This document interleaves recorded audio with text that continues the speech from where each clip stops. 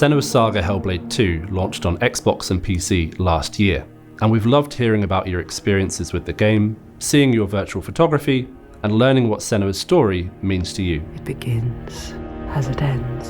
Work here at the studio has continued as we've been pushing the limits of the game's visual performance, finding new ways for you to experience Senua's journey, and optimizing Hellblade 2 for PlayStation 5 and PlayStation 5 Pro for a cross-platform release and update this August.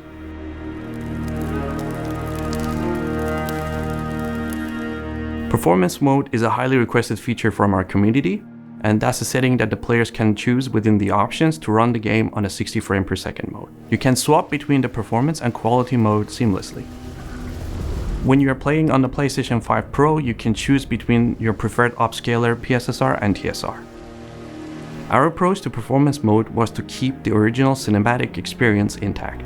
And I'll gut you like a fish. So from the outset, we were pretty set on not removing any features at all for the performance mode version of the game, and rather we made a series of targeted optimizations as well as performance mode specific settings. For the original release of Senua Saga Hellblade 2, we optimized to the 30Hz target and then actually optimized a bit further than that to give ourselves a bit of headroom for a smoother frame rate, as well as letting us scale more for PC hardware. And so that meant that we had a bit of spare CPU headroom, basically, where if we were to scale the graphics settings, you get some additional frame rate kind of by default, but it wasn't quite enough to get us all the way to 60 frames per second.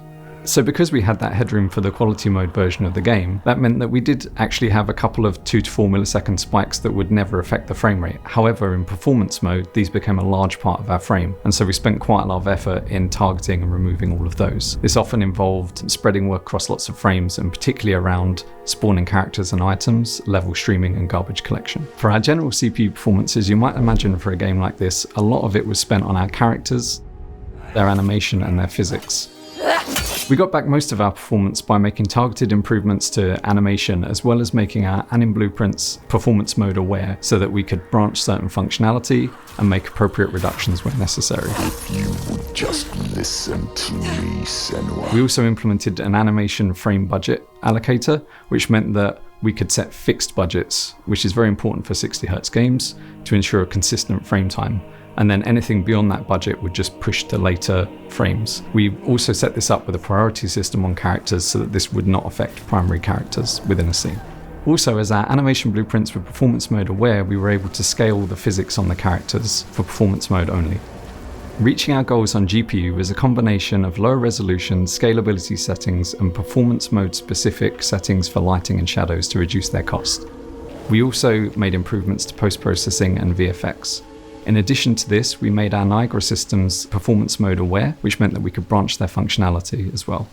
There's a lot more to it and a lot of finer details to keeping the performance smooth and consistent at 60 frames per second, but that's the broad overview of what it took to get the game running at 60 on Xbox Series X, PlayStation 5 and PlayStation 5 Pro.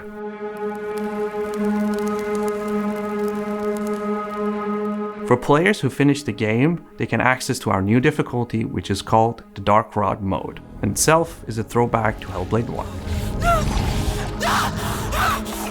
In this mode, the combat is more challenging, and with each death, the rod grows on Senua. Die too many times and your progress will be lost. There's also a new achievement if you beat the game in this mode.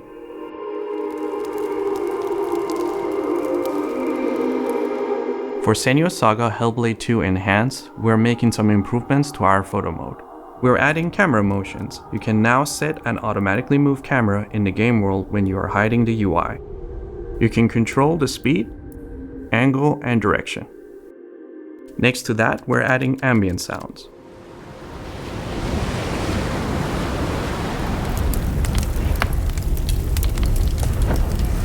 And lastly, we're adding custom music. Tracks that were curated specifically for the photo mode.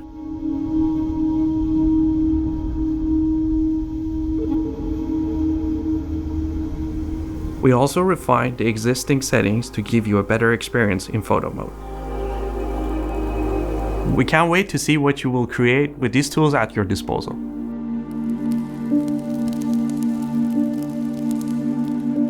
Once you beat the game, you will unlock developer commentary mode. As you play the game, you will hear from our team and learn how we crafted Senua's story. Hard to read, and they're fast, right? They don't have super long wind-ups. This is the only location that's not based on the real location, so we kind of had free reign in terms of what we did with the spaces and how we themed them. There is around 4 hours of commentary from our team, cast and collaborators. As an environment artist, you have a responsibility to sort of guide the player as well as lose them. So yeah, it's kind of a tricky little balancing act, but I think we got something pretty cool out of it.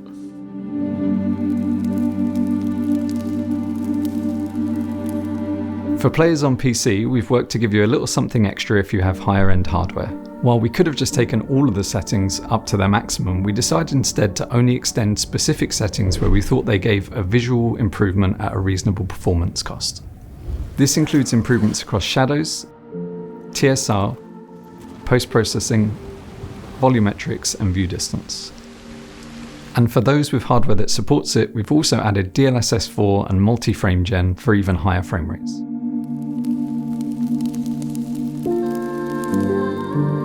While we were making performance improvements, we also wanted to revisit Steam Deck verification. For the original launch, while deck performance wasn't awful, it wasn't an out-of-the-box experience. You had to tweak the graphics settings yourself, and there were still some places that were CPU bottlenecked. To improve this, we've made the game deck aware, which means that the first time that you boot it, it will know what platform it's on and set all of the settings for you.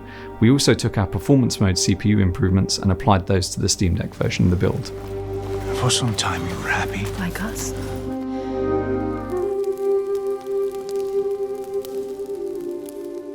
Hellblade: Senua's Sacrifice shipped on PlayStation in 2017, so we're really excited to bring Senua back to PlayStation so players can continue her journey in Senua's Saga: Hellblade 2. When porting a game between similar form factor and performance hardware, it's more about porting the technology than the game specifically. And so we were very fortunate here that Epic had a very good platform integration for PlayStation already for Unreal Engine 5. Once the build was running, we were able to then have our tools team hook up all of our CIN infrastructure so that we would get nightly builds as well as being able to onboard the content team. They're testing you. They are laughing at you. We also have a system internally called Self-Play, which is able to play the game from start to end, as well as attaching profiling tools to this while it does it. This meant that very early on we were able to get the game verified as playing start to end and get a good overview of where our current performance was at. This was a great position for us to start on the platform. In terms of hardware capability, performance for quality mode was pretty straightforward. The game already scaled between Series S and Series X, as well as beyond in both directions for PC hardware. So for PlayStation, this meant finding out where on that spectrum the hardware sits and tweaking our scalability and resolution settings accordingly. All of the features of Hellblade 2 are present and accounted for on PlayStation hardware, and we've also added support for adaptive triggers, haptics, and Dolby Atmos. The version of the engine that we shipped on was not PlayStation 5 Pro aware. This meant we had to port features from later versions of the engine, but it did allow us to enable features like PlayStation Spectral Super Resolution and variable rate shading. Ultimately, the porting of Hellblade 2 to PlayStation 5 went very smoothly. This meant that we could spend more of our time working on the new content as well as performance mode. What were they looking for? Our partners at Qloaked helped bring an enhanced version of Hellblade 1 to PC and Xbox in 2021, so we were excited to work with them again to optimize Hellblade 1 for PlayStation 5. This includes features such as 4K resolution, up to 120 frames per second, and ray tracing. Don't kill me. I'm not one of them. Senua's Saga: Hellblade 2 Enhanced arrives August 12th on PlayStation 5, Xbox Series X and S, Xbox PC, Steam, and Game Pass. Pre-order on PlayStation to receive the Senua Saga: Hellblade 2 original soundtrack at launch. As well as the standard edition of the game, we're also offering a deluxe edition, which includes the original Hellblade: Senua's Sacrifice optimized for PS5 for the first time, and the soundtrack as an added bonus. Say it. You are ready. Tell them. For players on Xbox, PC, and Game Pass, Hellblade 2 Enhanced will be available at the same time as a free update. So wherever you play, there will be something new for you to explore this August.